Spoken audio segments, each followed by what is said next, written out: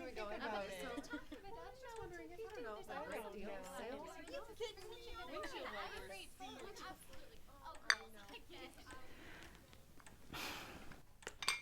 And now, my esteemed and assembled guests, it's time I divulged my odd bequest.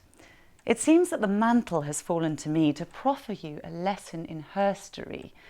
You'll notice I replaced the masculine his, but before you should all get yourselves in a tiz, I'm not here as some hirsute blue-stocking defender of our inferior, weak-minded gender. Oh no! Society suffers from no greater schism than the one inflicted by feminism. I mean, what is the purpose of these foul-mouthed virgins with wild, unkempt bushes and faces like sturgeons? Over the past 100 years, these horse-faced lesbian pioneers have been the scourge of every community, prowling their growlers with total impunity. It seems that the more depraved and sordid these spinsters become, they are rewarded. Just once I'd like to sit down on the tube without getting an eyeful of some girl's side boob, or better yet, I'd love to go for a swim without getting a glugful of some leser's quim. But excuse me, I know, I'm veering off topic, but it's enough to make anyone feel misanthropic. So let's return ourselves now, back to the story, back to an epoch when girls weren't so hoary. Let's journey to London 1883, a very big year for all things masturbatory, but we'll get to that later. First we shall meet Mrs. Millicent Smythe of 10 Swallow Street. Ensconced in her knitting, in her handsome front room, in a thick, sweet miasma of floral perfume, Millie is a woman who embodies duty, who makes up with breeding what she lacks in beauty. But we can forgive her pocked slack skin, the grey pubic tufts that sprout from her chin. For at her ripe age of 33, Millie Smythe understands what a wife's supposed to be. She passes her days at her needle and thread and always heeds what her husband has said. And after their monthly game of whist, when the dreaded time came for their marital tryst, she made sure to court his groinal expulsion with just the right air of wifely revulsion. Though once or twice lately, during the act, she'd felt this queer heat in her urinary tract, a most unusual, inclement stirring, a bit like the hum of a pussycat's purring.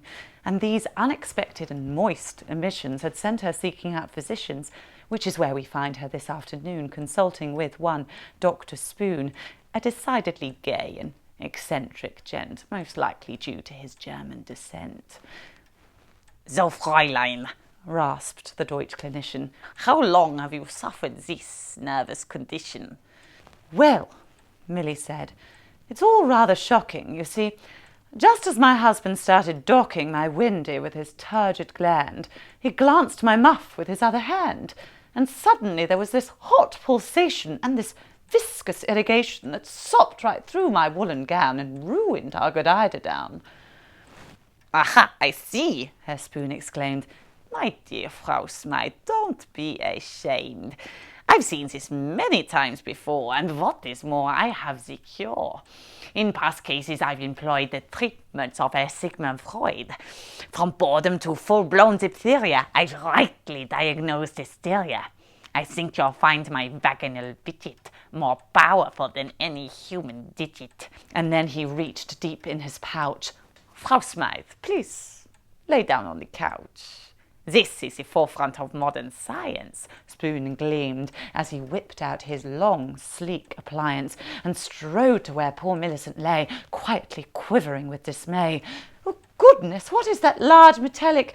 Oh, golly, that does look awful phallic.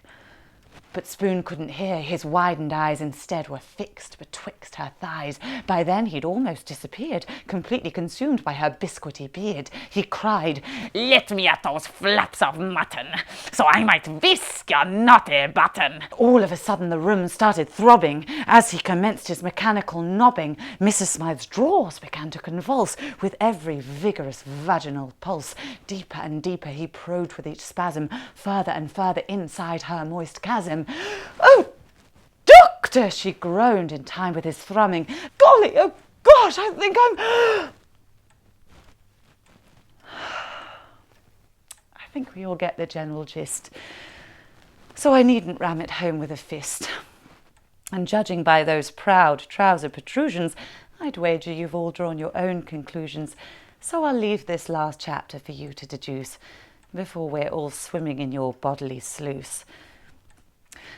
But what on earth can this whole feminist thing have to do with poor Millie's fisting? That is indeed the rational question to such a queer and absurd suggestion that somehow this weapon of mass masturbation veered us towards women's liberation. But that's exactly how it goes. That's precisely why we're a nation of hoes. For after her visit from Dr. Spoon, Smythe went at herself like a rabid raccoon, and when her hands cramped from beating her beaver, she ran at her spouse like a golden retriever, and had him mouth her furry bean right there in that evening's lamb tagine. And far from this self-abuse making her blind, in actual fact, it unlocked her mind to all these new and dangerous ideas. If girls can frig off, why not have careers? And so I shall tell you that, to my regret, our Millie became a suffragette. There she teamed up with that most obscene militant man-hater, Emmeline, a lady so famed for her libidinous thirst that the Libbers nicknamed her Mrs. Wankhurst. Again and again they appealed Queen Victoria to grant them the rights to own their clitoria, and so due to this pair's loud, profound protestations, you now can give voice to your greedy crustaceans. So you see, it's because of our Millie's rebirth that you women today believe you have worth. That far from just being the sum of your wholes, you are gifted, intelligent slatterns with souls. And it's this ill-advised female assent that should all give us cause for righteous dissent. For as you crazed banshees on birth control begin to slide up the greasy pole, these poor men who've lost their penile validity often struggle to maintain rigidity. For how on earth are they meant to sate a fanny that's used to knobs that vibrate? And so you see, it's for the sake of our civilization that I implore you ladies to eschew masturbation.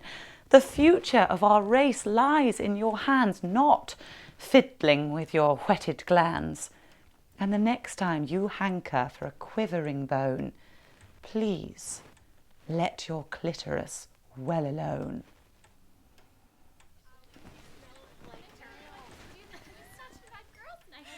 No underwear. I can't. You're